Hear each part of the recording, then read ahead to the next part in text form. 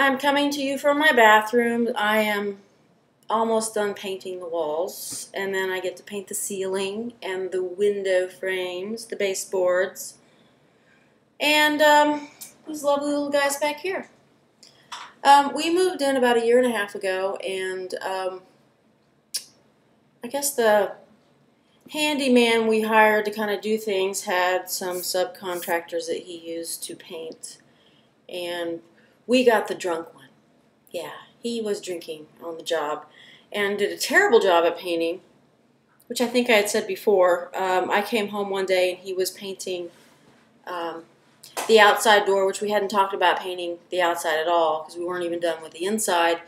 He was painting the outside garage door with indoor paint while it was raining. And I fired him. I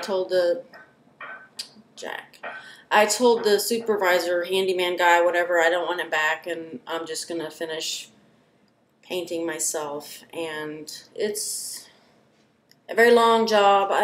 And the bathroom's been driving me crazy for over a year now because he did such a terrible job that I couldn't live with it. And I know, Michael, you've been in here, you took a bath, he kind of looked around and thought, well, it wasn't so bad, but, you know, if you spend any time in here, and you can see that, yeah, it wasn't good. And he was supposed to paint the ceilings, and he didn't, and so there's spots of old paint still from the darker color on the wall. It's bad. So, anyway, there you have that. So I got my little painting outfit on, so it's all good. So this is going to be one of the, I guess we're going to vlog and vlog and vlog until people can just get sick of looking at us. And I don't know if I'll edit this or not. Maybe I will. Depends. I'll try not to, though. But we'll see. So I'm going to kind of do a combo video of Chris's show and tell. So I also will attach it to her video as well. This week it's smells. I guess good smells. And being in the bathroom is not really a place we should be talking about smells, but be that as it may, it's not a bathroom smell I'm going to talk about. So, one of my favorite smells is smoking pipe smell. Back to last week, my grandfather, I thought the world of him, and when I was very young, he used to smoke a pipe.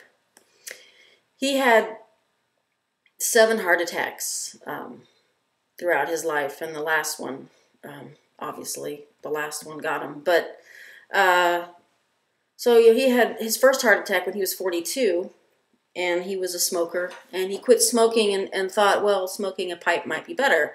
So he started smoking a pipe when I was, I don't know, 1 or 2, and smoked for a few years. So I have a very positive feeling when I smell pipe smoke.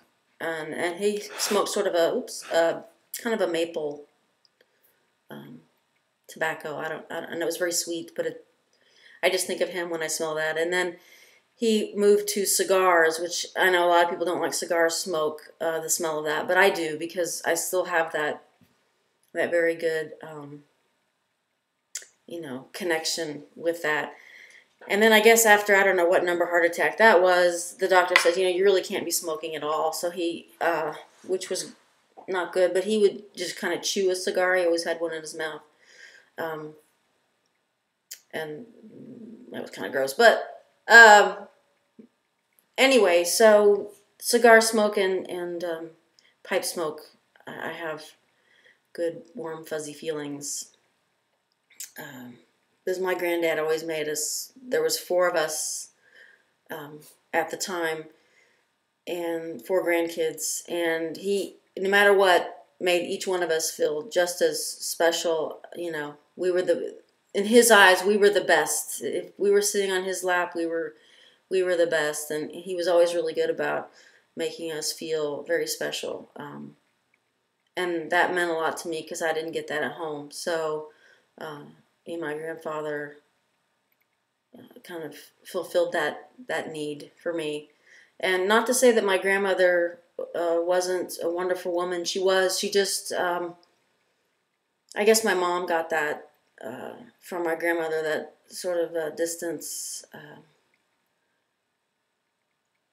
I don't know what you would call that. She wasn't very affectionate, and it's not that she ignored us or anything, and she did, and we were affectionate toward her, but her attention span for kind of us being in her lap was kind of short. So, my granddad let us sort of climb all over him and do whatever, and he just wanted us to sit in his lap and sort of be close to him and stuff like that, and do things with him, help out in the yard or whatever. So that is my smell story. For whatever. So I'm going to try not to edit either, but I'm at 6 minutes. So, well, there you go. But, yeah, I am going to be, painting the outside of my house in addition to painting some of the interior. I've done a lot of painting on the inside already, but I still have more to do because the jackass that painted before does such a terrible job. And there you have it. I really have not had a good experience with painters. I'm not sure what it is about the painters I've had. I think there are some good painters out there. My mom had a painter. I should have used him, but he was really expensive and I couldn't afford him. But he had just passed away last week. He painted my mom's house for the span of 32 years. He would paint periodically and, touch-ups and repaint and whatever. And my mom's Italian and he was Greek, which really is kind of a fun combo to watch from a distance, because you would think they hated each other, but I think that's the way they kind of showed affection, because they would yell at each other. I mean, screaming matches over the paint. George obviously felt very passionate about the paint he used and the way it went on, and my mom was passionate about what she wanted, and the Greeks and the Italians, I think, are passionate people, and my mom shows her affection by yelling, which, over the years I've come to appreciate that. But as a child, that's not fun. Anyway, I'm not even sure the point of this. I guess the idea was to turn the camera on and start babbling, and this ladder's really uncomfortable sitting on it, and I don't want my paintbrushes to dry out, so I'm going to stop here.